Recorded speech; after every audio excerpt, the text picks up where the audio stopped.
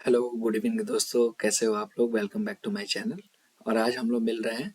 जो हमारा acid base वाला जो लेक्चर था, वो फर्स्ट पार्ट मैंने आप लोगों के सामने वीडियो रिलीज हो गई थी, और ये सेकंड पार्ट के लिए हम लोग एक बार फिर से मिल चुके हैं। तो welcome back to my channel, और आई होप आप लोग बहुत अच्छे से वीडियोस को एंजॉय कर रहे हो और आपको बहुत अच्छे से सीखने में मदद मिल रही है। फिर जो कोई भी क्वेश्चन हो, जो कोई भी डाउट हो, आप मेरे कमेंट लिंक में आके दे सकते हो, और मैं आपको रिप्लाई देने का पूरा प्रयास करूंगा। तो चलिए स्टार्ट करते हैं। एसिड बेस मैनेजमेंट हम लोग पढ़ रहे थे, पार्ट सेकंड।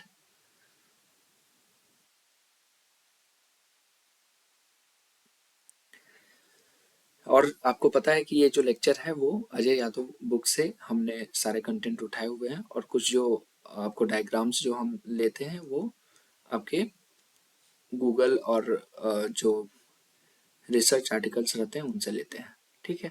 तो हमने रेस्पिरेटरी एसिडोसिस, रेस्पिरेटरी अल्कलोसिस का डिस्कशन कर लिया था। आज के पार्ट में हम लोग पढ़ेंगे मेटाबॉलिक एसिडोसिस और मेटाबॉलिक अल्कलोसिस। तो मेटाबॉलिक एसिडोसिस जो होगा, उसका मतलब जो है वो पीएच जो होगा वो लेस देन 3.5 होगा। कितना होगा? Less than 7.5। ठीक है दोस्तों। तो रेस्पिरेटरी जो प्रॉब्लम्स होंगे, एसिडोसिस या अल्कलोसिस, है ना, वो आपको मैंने बताया था कि वो गैसेस से रिलेटेड प्रॉब्लम होंगे। मतलब उसमें आपको PCO2 घटता हुआ या बढ़ता हुआ देखने को मिल जाएगा। लेकिन जो मेटाबॉलिक एसिडोसिस या अल्कलोसिस देखने को मिलेगा, इसमें दोस्तों आपको बाइकार्बोनेट से रिलेटेड जो है वो चीज़ें देखने को मिल जाएंगी। ठीक है दोस्तों, आई होप ये पिछले लेक्चर में भी मैंने आपको क्लियर किया हुआ था। नेक्स्ट हम बात करते हैं। तो मेटाबॉलिक एसिडोसिस जिन भी सज्जनों को होगा, तो उसको हम डिफाइन करेंगे कि जो पीएच होगा वो हमारा 7.35 से डिक्रीज कर जाएगा। नॉर्मल पीएच भी हम लोग जान चुके हैं। नॉर्मल पीएच हमारा कितना होता है? 7.35 टू 7.45। ठीक है। तो इसके कॉजेज क्या है? मेटाबॉलिक एसिडोसिस के क्या कॉज हो सकते हैं? तो रीनल फेलियर हो सकता है। रीनल फेलियर होगा तो फिर बायो जो हमारा SCO3- बाइकार्बोनेट का जो एक्सक्रीशन जो है वो बढ़ सकता है या घट सकता है ना। तो इसलिए रीनल फेलियर के चलते ये चीजें देखने को मिल सकती हैं। और सर्कुलेटरी फेलियर या सर्कुलेटरी शॉक जो हम जानते हैं, सर्कुलेटरी फेलियर या shock, cardiogenic shock, hypo volaemic shock, है ना, न्यूरोजेनिक शॉक, ये सारी चीजें, एनाफाइलेक्टिक शॉक, ये सारी चीजें हमें देखने को मिलती हैं। तो यहाँ बोल रहा है कि जो सर्कुलेटरी फेलियर हो रहा है ना, वो क्या लीड करेगा? सर्कुलेटरी फेलियर हो रहा है तो शॉक होगा, और वो लीड क्या करेगा? तो लीड करेगा, एक्मुलेट होगा आपके बॉडी में लैक्टिक एसिड, और लैक्टिक एसिड एक्मुलेट होगा तो क्या होगा दोस्तों? फर्दर मेटाबॉलिक एसिडोसिस होगा उस पर्सन में। नेक्स्ट है आपका हिपैटिक फेलियर, है ना। हिपैटिक फेलियर में भी हमें क्या देखने को मिल सकता है? मेटाबॉलिक एसिडोसिस पेशेंट में देखने को मिल सकता है। Diarrhoea with loss of bicarbonate, है ना। मैंने आपको बताया कि जो भी मेटाबॉलिक का सेंस है वो सारा कुछ निर्भर करता है किस पे? बाइकार्बोनेट पे। किस पे दोस्तों? बाइकार्बोनेट पे। ठीक है। तो डायरिया होगा तो बाइकार्बोनेट लॉस होगा, जिसकी वजह से क्या होगा? मेटाबॉलिक एसिडोसिस होगा। और नेक्स्ट है साइनाइड पॉइजनिंग। साइनाइड पॉइजनिंग में भी क्या होगा? आपका बाइकार्बोनेट जो है वो क्या होगा दोस्तों? घटेगा, और जिसके वजह से क्या होगा? आपको मेटाबॉलिक एसिडोसिस देखने को मिल सकता है। अब हम बात करते हैं, आगे हम पढ़ेंगे एनायन गैप। क्या पढ़ेंगे दोस्तों? Anion gap. तो एनायन गैप क्या होता है? तो एनायन गैप पढ़ने से पहले हम क्या दोस्तों देखेंगे कि जो हमारे एक्स्ट्रा सेलुलर और इंट्रा सेलुलर केटायन और एनायन होते हैं वो क्या होते हैं, क्योंकि जो एनायन गैप निर्भर करता है वो एक्स्ट्रा सेलुलर और intra cellular cation equal to anion, cation और एनायन के बैलेंस को दिखाता है। ठीक है, कि एक्स्ट्रा सेलुलर केटायन और intra cellular cation, extra cellular anion और इंट्रा सेलुलर एनायन जो है वो बैलेंस है कि नहीं। ठीक है, वही हमारे एनायन गैप में शो होता है। तो सबसे पहले हम देख लेंगे एक्स्ट्रा सेलुलर केटायन कौन कौन से हैं। तो उसमें हमें देखने को मिलता है सोडियम, है ना, उसका नॉर्मल जो होता है वो कितना होता है 135 to 148 milli equivalent per litre. Potassium, potassium जो होता है 3.5 to 5.3 milli equivalent per litre. Next है calcium 8.5 to 10.5 milligram per decilitre. और magnesium 1.8 to 2.7 milligram per decilitre. तो दोस्तों जितना हमें इम्पोर्टेंट है इसका रेंज याद रखना, उतना ही ज़्यादा इम्पोर्टेंट है इसका यूनिट जो है जिसमें वो एक्सप्रेस हो रहा है वो याद रखना, क्योंकि यूनिट के चेंज से ही क्या हो जाएगा, उसका सारा सिनेरियो चेंज हो जाएगा, सारा मीनिंग चेंज हो जाएगा। तो आप जो सोडियम और पोटेशियम देख रहे हो उसका जो यूनिट होगा वो मिली इक्विवेलेंट पर लीटर होगा, और कैल्शियम और मैग्नीशियम का जो यूनिट होगा वो मिलीग्राम पर डेसीलीटर होगा, है ना। जैसे HB भी लिखते हो ना, हीमोग्लोबिन कितना लिखते हो, है ना, मान लो 15 मिलीग्राम पर डेसीलीटर, है ना, सॉरी ग्राम, ये ग्राम होगा मिलीग्राम नहीं होगा, 15 ग्राम पर डेसीलीटर। ठीक है, तो उसी प्रकार से इंट्रासेलुलर केटायन अगर देखेंगे तो सोडियम कितना होता है उसमें दोस्तों 10 से 14 milli equivalent per litre. Potassium कितना होता है 140 to 150 milli equivalent per litre. Calcium कितना होता है तो less than 1 milli equivalent per litre. और मैग्नीशियम कितना होता है 40 मिली इक्विवेलेंट पर लीटर। तो ये डिफरेंस भी आप देख रहे हो, है ना, यहाँ पे कैल्शियम क्या है, यहाँ पे कैल्शियम कितना है, यहाँ पे मैग्नीशियम क्या है, यहाँ पे मैग्नीशियम कितना है। अब हम बात करते हैं एनायन का। तो जो एक्स्ट्रा सेलुलर एनायन होता है तो वो मेजरली बाइकार्बोनेट होता है। कितना होता है 23 to 27 milli equivalent per litre, है ना। हम लोग इसको पढ़े थे 22 to 26 milli equivalent per litre. ठीक है, तो ये बुक टू बुक वेरी करता है, इसमें घबराने की कोई बात नहीं है। नॉर्मल जो डाटा होगा वो हमारे 22 टू 26 के बीच ही वेरी करेगा। ठीक है, नेक्स्ट है हमारा क्लोराइड। तो क्लोराइड कितना होगा 98 to 106 milli equivalent per litre. इधर जो हम इंट्रासेलुलर में देख ले तो इसमें बाइकार्बोनेट जो होगा 7 to 10 milli equivalent per litre होगा, और क्लोराइड जो होगा वो 3 to 4 milli equivalent per litre होगा। तो ये दोनों में डिफरेंस आप देख सकते हो। ठीक है, लेकिन हम जब बैलेंस की बात कर रहे हैं तो यहाँ पे ये दोनों चीजें बैलेंस होनी चाहिए और यहाँ पे ये दोनों चीजें बैलेंस होनी चाहिए। मतलब क्या केटायन है उस हिसाब से एनायन होना चाहिए, और इंट्रासेलुलर क्या केटायन है उस हिसाब से एनायन होना चाहिए। ठीक है, नेक्स्ट है फॉस्फेट। फॉस्फेट कितना होना चाहिए हमारे एक्स्ट्रा सेलुलर में 2.5 to 4.5 milligram per decilitre. Protein 16 milli equivalent per litre, और अदर एनायंस की बात करें तो 8 मिली इक्विवेलेंट पर लीटर। इधर क्लोराइड आप 3 to 4 milli equivalent per litre देख रहे हो, phosphate 4 milli equivalent per litre, sorry per KG, और proteins 54 milli equivalent per litre, और अदर एनायंस जो देख रहे हो वो कितना है 31 to 86 milli equivalent per litre. तो दोस्तों आपको इतना क्लियर हो गया होगा कि एक्स्ट्रा सेलुलर मेजर केटायन कौन से हैं, एक्स्ट्रा सेलुलर और इंट्रा सेलुलर मेजर केटायन कौन से हैं, और एक्स्ट्रा सेलुलर मेजर एनायन कौन से हैं, और इंट्रा सेलुलर मेजर एनायंस कौन से हैं।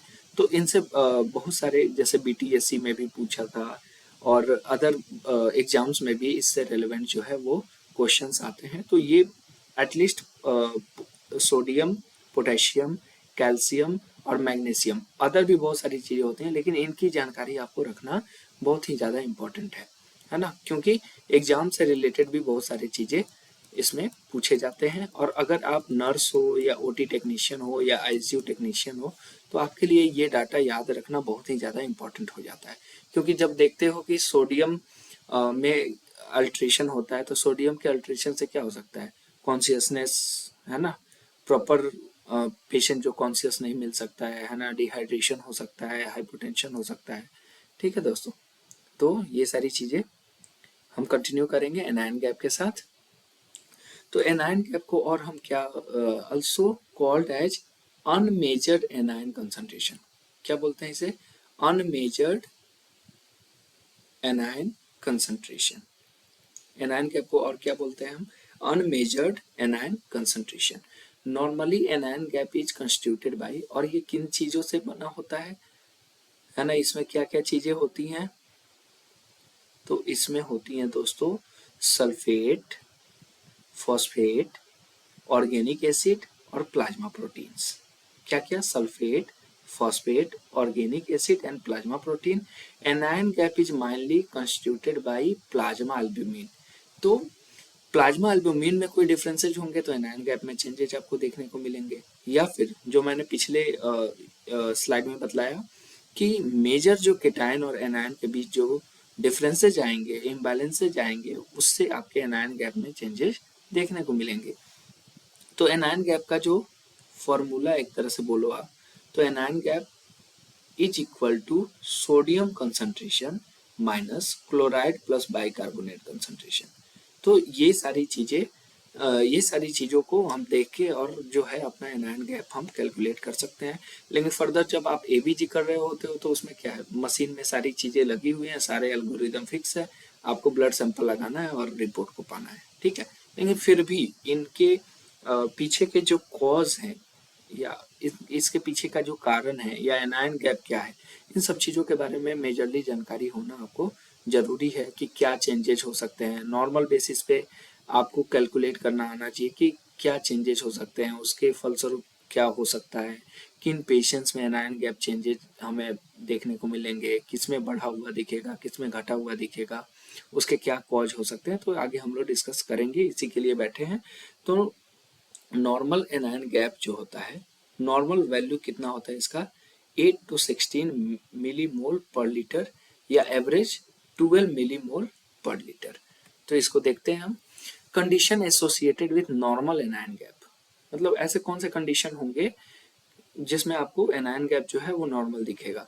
तो आपके फर्स्ट कंडीशन कंडीशन हो गया डायरिया हो गया, इंटरोस्टोमोसिस हो गया, और रीनल ट्यूबुलर नेक्रोसिस हो गया, ऑब्स्ट्रक्टिव यूरोपैथीज हो गई, या क्रोनिक पोलीनेफ्राइटिस हो गया। ठीक है दोस्तों, यहाँ देखिए conditions primarily associated with bicarbonate loss is accompanied by equivalent rise in chloride and hence a normal anion gap। तो ये सारे कंडीशंस आपके सामने हैं। डायरिया है ना, ऑब्स्ट्रक्टिव यूरोपैथीज है, क्रोनिक पोलीनेफ्राइटिस है, और रीनल ट्यूबुलर नेक्रोसिस है। कह रहा है कि ये जो कंडीशंस है, kidney primarily losses bicarbonate but chloride is retain. Kidney क्या करता है कि बाइकार्बोनेट को तो लॉस कर देता है, लूज बाइकार्बोनेट, बट जो क्लोराइड आयन होता है वो क्या हो जाता है? रिटेन हो जाता है। और क्लोराइड आयन जो रिटेन हो गया तो ये क्लोराइड क्या है? एनायन है ना, और यही इसी से आपका एनायन गैप जो है वो मेंटेन रहता है। ठीक है, एडमिनिस्ट्रेशन ऑफ हाइड्रोजन और अमोनियम क्लोराइड और कार्बोनिक एनहाइड्रेज इनहिबिटर्स जो होते हैं। नेक्स्ट है condition associated with increase anion gap. तो इंक्रीज एनायन गैप इंक्रीज कब होगा? तो नॉर्मल जो आपने देखा था वो 12 था, है ना। तो नॉर्मल जो 12 था या एवरेज जो उसको बोले 12 था, तो 12 से कब ज्यादा होगा? तो कब होगा? तो जब पेशेंट को डायबिटिक कीटोएसिडोसिस होगा, या keto acidosis associated with starvation, lactic acidosis होगा, है ना। क्या होगा? लैक्टिक एसिडोसिस होगा। This is the most common cause of metabolic acidosis, जो सबसे बड़ा कारण है मेटाबॉलिक एसिडोसिस होने का। कौन सा? लैक्टिक एसिडोसिस, है ना, एसिडोसिस। ठीक है, ये याद रखोगे आप, इंपॉर्टेंट है। तो कह रहा है कि metabolic acidosis in anaesthesia and is due to tissue hypoxia, है ना। अगर एनेस्थेसाइज पेशेंट है और उसमें आपको लैक्टिक एसिडोसिस दिख रहा है तो वो एक तरह से दिखाता है कि टिश्यू हाइपोक्सिया हो रहा है। अब इसके पीछे के कंसेप्ट को समझेंगे कि टिश्यू हाइपोक्सिया लैक्टिक एसिडोसिस को कैसे लीड करता है। तो जनरली क्या होता है कि जब एप्रोप्रिएट ऑक्सीजनेट नहीं हो पाता है हमारा टिश्यू, ठीक है, लेकिन वहां पे जो सेलुलर रेस्पिरेशन है, सेलुलर रेस्पिरेशन है वो तो चल रहा है दोस्तों। तो सेलुलर रेस्पिरेशन के लिए जो फ्यूल चाहिए वो क्या है, आपका ऑक्सीजन है, और ये कन्वर्ट होगा ऑक्सीजन किस में, CO2 में, जो नॉर्मल आपका ग्लाइकोलाइसिस होता है एरोबिक कंडीशन, ठीक है। तो CO2 सॉरी जो ग्लाइकोलाइसिस होगा तो इसमें क्या बनेगा, CO2 ऑक्सीजन जलेगा और CO2 आपका जो है वो निकलेगा, लेकिन और जो बाई प्रोडक्ट बनेगा वो क्या बनेगा, पायरुवेट।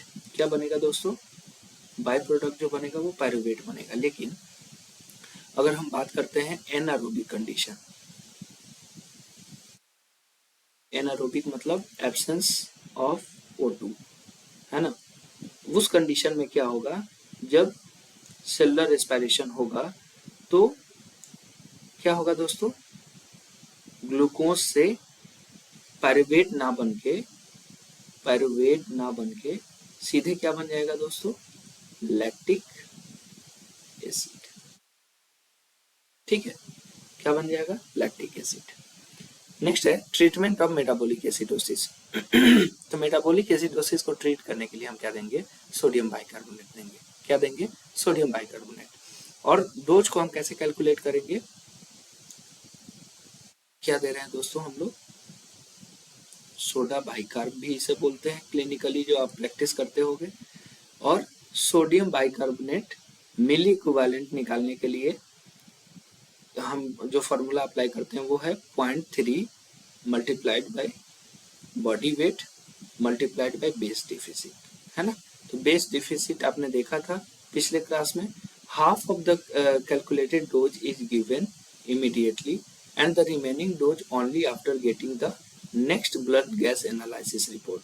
मतलब एक बार जब आपको ये सारी चीजें मेटाबॉलिक एसिडोसिस आपको ABG रिपोर्ट में दिख रही है ना, तब आप क्या करोगे, हाफ डोज को एडमिनिस्टर कर दोगे, हाफ डोज को एडमिनिस्टर कर दोगे, और हाफ डोज नेक्स्ट जब ABG इंटरप्रिटेशन करोगे तो उसके हिसाब से हाफ डोज को क्या करोगे, आप एडमिनिस्टर करोगे, ठीक है।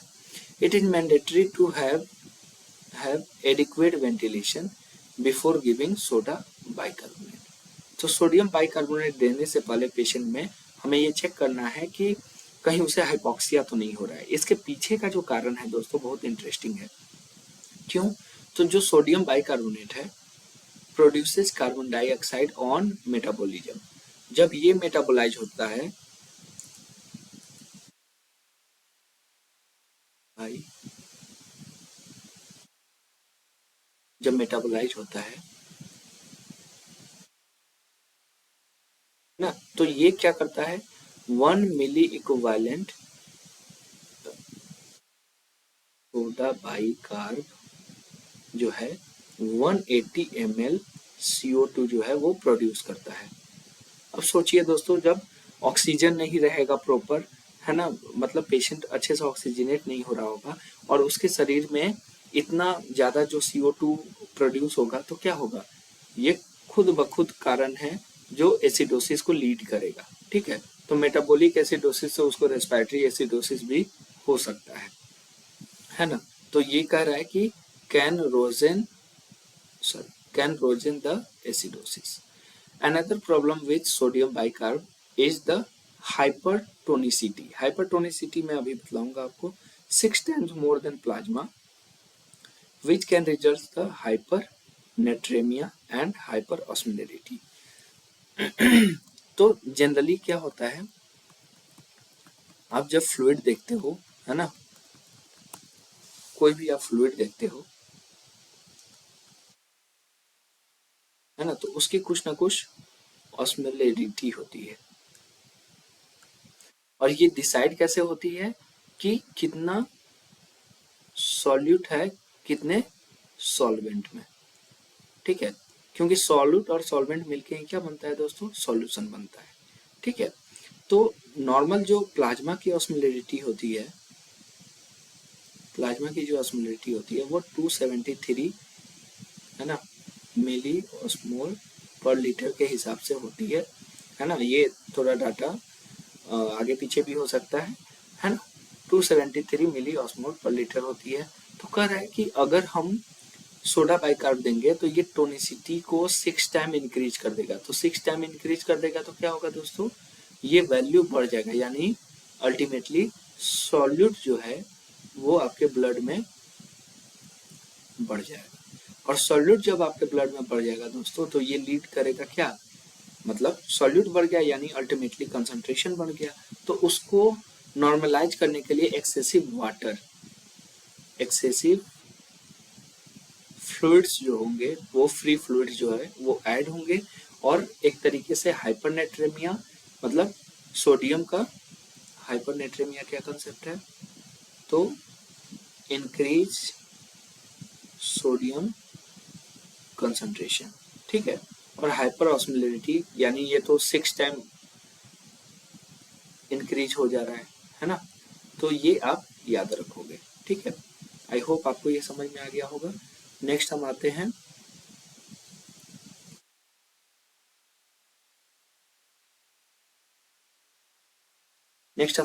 अदर बफर्स जो हैं वो कौन कौन से हैं। क्योंकि बफर का दोस्तों आप जान रहे थे काम क्या होता है, बफर को का काम होता है पीएच को नॉर्मलाइज करना, है ना, बैलेंस करना। तो बाइकार्ब की बात करें तो sodium bicarb plus sodium carbonate, it is a non CO2 generating alternative. कौन सा होता है ये, सोडा बाइकार्ब प्लस, मतलब ये किस नाम से आता है, कार्बी कार्ब। और इसमें क्या होता है, तो इसमें सोडा बाइकार्ब भी होता है प्लस सोडियम कार्बोनेट भी होता है। लेकिन इसकी एक प्रॉपर्टी होती है, प्रॉपर्टी क्या है, तो फायदेमंद प्रॉपर्टी है कि ये जो होता है वो मेटाबॉलिज्म के बाद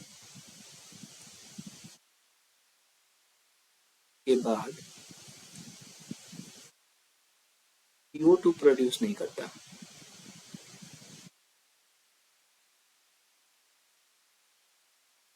ठीक है। तो मेटाबॉलिज्म के बाद जब CO2 प्रोड्यूस नहीं करेगा तो जो हम देख रहे थे क्या चीजें कि एसिडोसिस हो जा रहा था। एक तो दोस्तों हम मेटाबॉलिक एसिडोसिस को ये ट्रीट करने के लिए ये सारी चीजें कर रहे हैं, और फर्दर पेशेंट को रेस्पिरेटरी एसिडोसिस जो है वो हो जा रहा था। तो चीजें और ज्यादा कॉम्प्लिकेटेड हो जा रही थी। ये कर रहा है कि alternative to sodium bicarbonate but clinical studies are lacking. तो इस पे अभी क्लिनिकली काम चल रहा है। तो ये जब क्लिनिकली अप्रूव हो जाएगा तो ये एक बेटर ऑप्शन होगा अपने पास। उसके बाद होता है एक थाम। थाम क्या होता है, THAM। तो नॉन सोडियम कंटेनिंग कंपाउंड है, नॉन सोडियम कंटेनिंग कंपाउंड है। तो नॉन सोडियम कंटेनिंग कंपाउंड है तो क्या करेगा, इसमें हाइपर नेट्रेमिया होने के जो चांसेज होंगे वो कम हो जाएंगे या ना के बराबर हो जाएंगे, ठीक है। और ट्रीट द अंडरलाइंग कॉज, मतलब जिसके वजह से भी मेटाबॉलिक एसिडोसिस या मेटाबॉलिक ये रेस्पिरेटरी एसिडोसिस हो रहे होंगे, उन कॉजेज को आप क्या करोगे, ट्रीट करने का प्रयास करोगे। नेक्स्ट है मेटाबॉलिक अल्कोलोसिस। तो दोस्तों जैसे मेटाबॉलिक एसिडोसिस में हमने पढ़ा था कि पीएच जो है वो 7.35 से कम हो जाएगा, तो इसमें पीएच जो है 7.45 से बढ़ जाएगा। तो ये अल्कोलोसिस को लीड करेगा। इसके कारण क्या होंगे, वोमिटिंग हो सकता है, Royce tube aspiration, loss of HCl, जो भी आपका स्टमक एसिड होगा वो लॉस हो जाए। क्यों, क्योंकि हम क्या कर रहे हैं, ट्यूब हम एक तरह से बोले गैस्ट्रिक लवाज जो करते हैं, गैस्ट्रिक लवाज कर रहे हैं, मतलब गैस्ट्रिक कंटेंट को निकाल रहे हैं। तो उस समय बहुत ज़्यादा जो आपका हाइड्रोक्लोरिक अम्ल होता है वो निकल जाए बॉडी से, तो उसके वजह से भी आपका क्या होता है, मेटाबॉलिक अल्कोलोसिस होता है। और डायूरेटिक्स। तो आपने शुरुआत में ही पढ़ा था कि बहुत ज़्यादा यूरिन लॉस हुआ, बहुत ज़्यादा यूरिन लॉस हुआ, उसके वजह से क्या हुआ, पेशेंट में मेटाबॉलिक एल्कोलोसिस, क्योंकि क्या जो बफर थे वो चले गए, है ना। और उसके बाद हाइपोवोलेमिया, हाइपोवोलेमिया भी क्या लीड करता है दोस्तों, मेटाबॉलिक एल्कोलोसिस। उसके बाद diarrhoea with loss of chloride, है ना। और उधर देख रहे थे मेटाबॉलिक एसिडोसिस में कि क्लोराइड बच जा रहा था, बाइकार्बोनेट अकेले ही चला जा रहा था। तो लॉस ऑफ क्लोराइड होगा तो क्या होगा, मेटाबॉलिक अल्कोलोसिस होगा। और इट्रियोजेनिक, इट्रियोजेनिक मतलब जो भी इलनेस मेडिकल एग्जामिनेशन या ट्रीटमेंट के चलते हुए होंगे तो उसका रिजल्ट मेटाबॉलिक अल्कोलोसिस भी हो सकता है। नेक्स्ट ट्रीटमेंट जो देखेंगे हम, तो ट्रीट द अंडरलाइंग कॉज, जो भी मेटाबॉलिक एल्कोलोसिस को लीड कर रहा होगा उसको हम ट्रीट करने का प्रयास करेंगे। IV infusion of ammonium chloride, ताकि क्लोराइड बैलेंस जो था वो बना रहे, और 0.1, है ना। और hydrochloric acid not more than 0.2 milli equivalent per kg per hour. तो दैट्स ऑल फॉर टुडे दोस्तों। आई होप आपको ये वीडियो बहुत पसंद आया होगा, और ऐसे ही बने रहिए, लाइक सब्सक्राइब शेयर करते रहिए। Thank you.